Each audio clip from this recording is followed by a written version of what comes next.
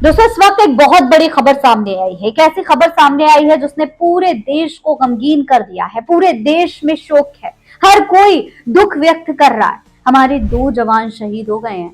दो जवान एक साथ शहीद हो गए। दो जवानों की शहादत कोई छोटी बात नहीं होती। उन परिवारों से पूछिए जिनके ऊपर ये बीत रही है। वहीं दूसरी तरफ एक राज्य महीनों से जल रहा है, सालों से जल रहा है। हिंसा लगातार बढ़ती जा रही है।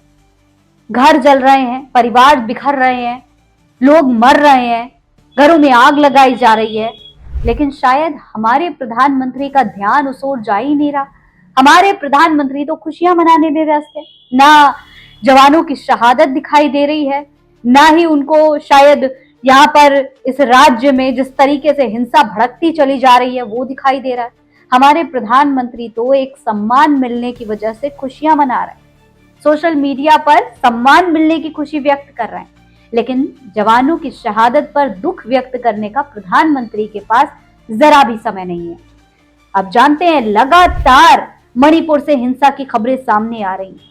लगातार हिंसा बढ़ती जा रही है और इन सब के बीच जनता को अब गुस्सा आ गया है। जनता को एहसास हो रहा है कि शायद उनको पूरी तरीके से नजरअंदाज किया जा रहा है। सरकार उनकी हालात को संभालने की कोशिश ही नहीं कर रही। सरकार उनके बारे में सोच ही नहीं रही। प्रधानमंत्री नरेंद्र मोदी के पास समय ही नहीं है कि प्रधानमंत्री मणिपुर जाएं और मणिपुर के लोगों से मिले। यही वजह है कि अब पूरे देश में आक्रोश बढ़ता जा रहा है। जनता सड़कों पर उतर आई है, विरोध प्रदर्शन शुरू कर दिया गया है, सरकार से सवाल पूछे जा रहे हैं और इंसाफ की मांग भी की जा रही है। पूरा मामला क्या है, सब कुछ विस्तार से समझेंगे आज के इस वीडियो में, इसलिए वीडियो को पूरा जरूर देखिएगा। सलाम नमस्ते, मेरा नाम फरीन अंसारी है और ये खबर आप द नेशन 360 पर देख रहे हैं। दोस्तों, आज कई सारी खबरें सामने आई, कई ऐसी खबरें सामने आई हैं जो बताती हैं कि शायद हमारी सरकार के लिए जनता की उतनी अहमियत नहीं है जितनी होनी चाहिए। मणिपुर लगातार 2 साल से जल रहा है। लगातार हिंसा की खबरें सामने आ रही, हर दूसरे दिन हिंसा की खबरें सामने आती हैं और अब तो स्थिति ये हो गई है कि गोदी मीडिया ने मणिपुर की खबरों को प्राथमिकता देना भी बंद कर दिया। मणिपुर की खबरें गोदी मीडिया दिखाना भी जरूरी नहीं समझता। लेकिन वहीं दूसरी तरफ आज एक ऐसी खबर सामने आई जिसने एक बार फिर से मणिपुर के हालात पर बहुत बड़े सवाल खड़े कर दिए हैं।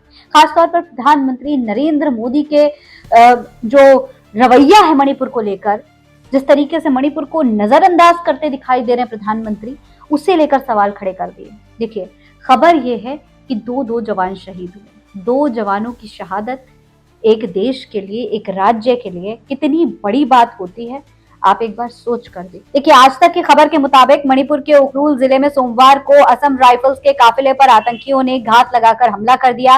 पहले आईईडी से विस्फोट किए गए, इसके बाद कई दिशाओं में ताबड़तोड़ गोलीबारी शुरू कर दी गई। इस हमले में असम राइफल्स के 2 जवान शहीद हो गए। सुरक्षा बलों ने पूरे इलाके में बड़े पैमाने पर सर्च और कॉम्बिंग ऑपरेशन शुरू कर दिए हैं। शहीद जवानों की पहचान वारंट ऑफिसर बलवंत सिंह और राइफलमैन सीएम सिंह के रूप में हुई है। दोनों काफिलों की एक गाड़ी में सवार थे। हमले में उन्हें गंभीर चोटें आई, उन्हें तत्काल मेडिकल सहायता दी गई, लेकिन इलाज के दौरान दोनों ने दम तोड़ दिया। बताया जा रहा है कि हमला उखरूल जिले के शांगशाक के पास नुंगशांगकोंग गांव के निकट हुआ है। सुरक्षा अधिकारियों के मुताबिक उस समय 40 असम राइफल्स का काफिला अपने कैंप से एक पुलिस स्टेशन की ओर जा रहा था।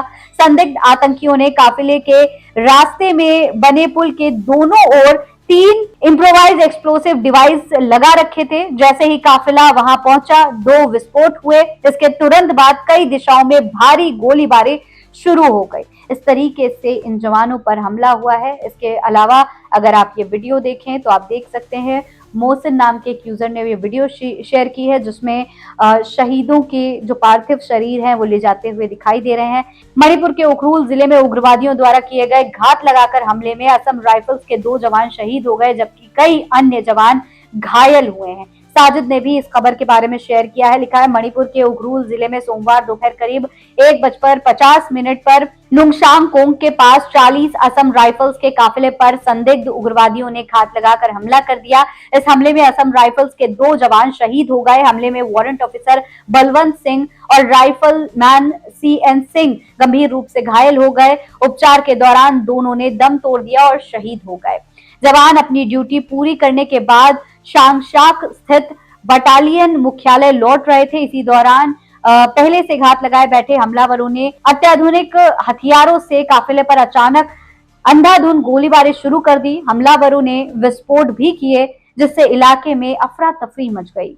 देखिए, न्यूज इंडिया 24 ने भी इस बारे में जानकारी देते हुए बताया है कि असम राइफल काफिले पर घात लगाकर हमला। उखरूल में 6 जुलाई को 40 असम राइफल्स के काफिले पर घात लगाकर हमला किया गया। हमले में वारंट ऑफिसर बलवान सिंह और हवलदार चंद्र मोहन सिंह शहीद हो गए। पुलिस और असम राइफल्स ने संयुक्त सर्च ऑपरेशन चलाया। फिलहाल घटना में शामिल आरोपियों का पता नहीं चल पाया है। तो दोस्तों, आप अंदाजा लगा सकते हैं कि ये हमला कितना बड़ा था। और मणिपुर में ये पहला हमला नहीं है। ऐसी खबरें लगातार सामने आ रही हैं। सबसे बड़ी बात यह है दोस्तों कि अभी एक और रिपोर्ट सामने आई है। एक और रिपोर्ट में खुलासा किया गया है कि हथियार मिल रहे हैं, अवैध हथियार लगातार मणिपुर में आ रहे हैं। कहां से आ रहे हैं, किसके जरिए आ रहे हैं, कुछ नहीं पता। लगातार ऐसे उग्रवादियों को गिरफ्तार किया जा रहा है जो इस तरीके के हथियार लेकर घूम रहे हैं। देखिए, आज तक की खबर के मुताबिक मणिपुर में पुलिस और सुरक्षा बलों ने उग्रवादियों के खिलाफ बड़ी कार्रवाई करते हुए 2 नाबालिगों समेत 4 लोगों को गिरफ्तार किया है। इन पर जबरन वसूली, अवैध हथियार रखने और लोगों को धमकाने जैसे गंभीर आरोप हैं। अलग अलग जिलों में हुई कार्रवाई के दौरान हथियार, जिंदा कारतूस, विस्फोटक सामग्री भी बरामद की गई है। पुलिस इस मामले की विस्तार से जांच कर रही है। पुलिस के मुताबिक गिरफ्तार किए गए 4 उग्रवादियों में 2 नाबालिग भी शामिल हैं। इन सभी पर जबरन वसूली करने और अवैध हथियार रखने का आरोप है। सुरक्षा एजेंसियों ने अलग अलग इलाकों में अभियान चलाकर इन आरोपियों को पकड़ा है। पुलिस का कहना है कि राज्य में उग्रवादी गतिविधियों पर लगातार नजर रखी जा रही है और ऐसे अभियानों को आगे जारी रखा जाएगा। यानी कि आप समझ लीजिए, लगातार इस तरीके के उग्रवादी गिरफ्तार किए जा रहे हैं, लगातार इस तरीके के हथियार बरामद किए जा रहे हैं और हिंसा रुकने का नाम नहीं ले रही। मणिपुर में हिंसा बढ़ती ही जा रही है। आए दिन ऐसी खबरें सामने आ रही हैं। हमारे देश का मेन स्ट्रीम मीडिया तो अब इस पर चर्चा करना भी जरूरी नहीं समझता। शायद हमारे प्रधानमंत्री के पास भी अब इतना वक्त नहीं है कि शहीदों के बारे में एक ट्वीट तक कर सके। जी हाँ, प्रधानमंत्री नरेंद्र मोदी ने 2 शहीदों की शहादत पर एक ट्वीट अब तक नहीं किया। जिस वक्त तक मैं ये खबर पढ़ रही हूँ, रिकॉर्ड कर रही हूँ, इस वक्त तक मैंने पूरा सोशल मीडिया खंगाल लिया है मोदी जी का। एक भी ट्वीट मुझे इस खबर से जुड़ा हुआ नहीं मिला है। हमारे शहीदों की शहादत के बारे में एक भी ट्वीट प्रधानमंत्री नरेंद्र मोदी की तरफ से नहीं आया। उल्टा जो मुझे ट्वीट मिला है वो ये है, जिसमें प्रधानमंत्री नरेंद्र मोदी बड़े गर्व के साथ बता रहे हैं कि उनको इंडोनेशिया में सम्मान मिला है। देखिए, प्रधानमंत्री मोदी लिखते हैं कि आज सुबह मुझे बहुत स्नेह के साथ इंडोनेशिया का सर्वोच्च सम्मान भी दिया गया। ये सम्मान कोटि कोटि भारतवासियों का है, इंडोनेशिया के लोगों की भावनाओं का है, भारत और इंडोनेशिया के ऐतिहासिक और आत्मीय संबंधों का है। मैं प्रेसिडेंट प्रोबोवो जी, इंडोनेशिया की सरकार और यहाँ की जनता का हृदय से आभार व्यक्त करता हूँ।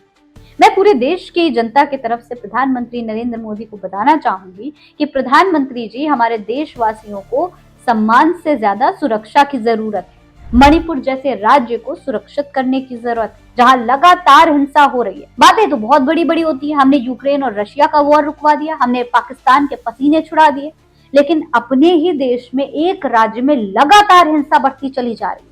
उसके बारे में प्रधानमंत्री नरेंद्र मोदी का ध्यान नहीं जाता क्या? क्या उसके बारे में प्रधानमंत्री कुछ नहीं सोच रहे, कुछ नहीं, एक ट्वीट नहीं कर सकते? जो जवान शहीद हो रहे हैं उनके बारे में कुछ लिख भी नहीं सकते? देखिए, प्रधानमंत्री नरेंद्र मोदी को ये अवार्ड मिला तो प्रधानमंत्री नरेंद्र मोदी ने तुरंत ट्वीट कर दिया। जो भक्त मंडली है वो भी खुशियां मना रही है। देख सकते हैं आप कितना सम्मान मिला मोदी जी को। ये मिस्टर सिन्हा नाम के एक यूजर है, वीडियो शेयर करके बता रहे हैं कि ये इंडोनेशिया है, यहाँ पर प्रधानमंत्री नरेंद्र मोदी का ग्रैंड वेलकम हुआ और अब जो कांग्रेसी है वो जलेंगे, वो नेहरू की वीडियो निकालेंगे, उनको तो अच्छा ही नहीं लगता कि मोदी जी को अवार्ड मिल रहा है, उनसे बर्दाश्त नहीं होती। इस तरीके की बातें इस ट्वीट में इस तरीके के अंधभक्त जो हैं, भक्त मंडली जो है, वो लिख रही। प्रधानमंत्री नरेंद्र मोदी भी खुद अपनी बढ़ाइयां कर रहे हैं, तारीफ कर रहे हैं, देश की जनता को समर्पित किया जा रहा है वो, लेकिन वहीं दूसरी तरफ जनता क्या कह रही है उस पर भी जरा गौर कर लीजिए। प्रधानमंत्री नरेंद्र मोदी के ट्वीट पर जवाब देते हुए तो एक यूजर लिखते हैं कि देश की जनता भूख, गरीबी, कचरे में मर रही है। असल सम्मान जनता के दिल में होता है, किसी पीतल की ट्रॉफी में नहीं। अंकुर बालियान लिखते हैं कि मोदी जी आपको मणिपुर के लोग बुला रहे हैं, वो सम्मान देना चाहते हैं। इस तरीके की बातें जो है जनता कह रही है। जनता का सिर्फ और सिर्फ इतना कहना है कि प्रधानमंत्री नरेंद्र मोदी को मणिपुर जाना चाहिए, मणिपुर के लोगों को सांत्वना देनी चाहिए, उनसे बात करना चाहिए, उनको सुरक्षा के आश्वासन देना चाहिए। वहीं दूसरी तरफ आप देखिए गृह मंत्री अमित शाह भी बड़ी बड़ी बातें कर रहे हैं। गृह मंत्री अमित शाह का भी एक बयान सामने आया, एक कार्यक्रम में वो पहुंचे हैं और बयान देते हुए कह रहे हैं कि श्यामा प्रसाद मुखर्जी ना होते तो कश्मीर भारत का हिस्सा ना होता। इस तरीके की बातें कही जा रही हैं, लेकिन जनता क्या कह रही है? जनता ने गृह मंत्री अमित शाह को भी जवाब दिया है। देखिए एक यूजर उनसे कह रहे हैं कि अगर आप ना होते तो मणिपुर की हालत ना होती, पुलवामा और पहलगाम ना होता, और तो और श्यामा प्रसाद मुखर्जी की बात वो क्या कश्मीर को कंधे पर उठाकर लाए। इस तरीके की बातें लिखी जा रही हैं।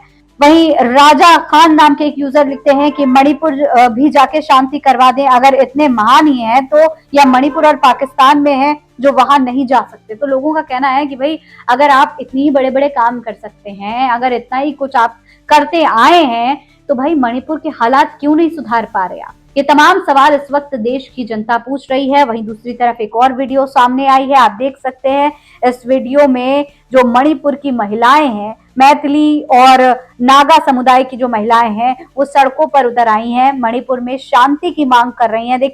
देखिए न्यूज 9 नाम के एक पेज ने बताया है कि बहुत बड़ी संख्या में, हजारों की संख्या में नागा और मैतेई समुदाय की जो महिलाएं हैं वो यहाँ ईमा मार्केट में जो है प्रोटेस्ट कर रही हैं, और जितने भी नागा और मैतेई समुदाय के लोग मरे हैं इस पूरे मणिपुर की हिंसा के दौरान, उन सब के लिए इंसाफ की मांग कर रहे हैं, जस्टिस की मांग कर रहे हैं। दोस्तों ये प्रोटेस्ट जो है लगातार जारी है और कहा जा रहा है कि ये प्रोटेस्ट तब तक खत्म नहीं होगा जब तक सरकार इस मामले पर कोई बड़ा एक्शन नहीं लेती, मणिपुर की शांति बहाल करने के लिए कोई सख्त कदम नहीं उठाती। इस पूरे मामले पर आप क्या कहेंगे? कमेंट बॉक्स में लिखकर हमें जरूर बताएं। जय हिंद, जय भारत।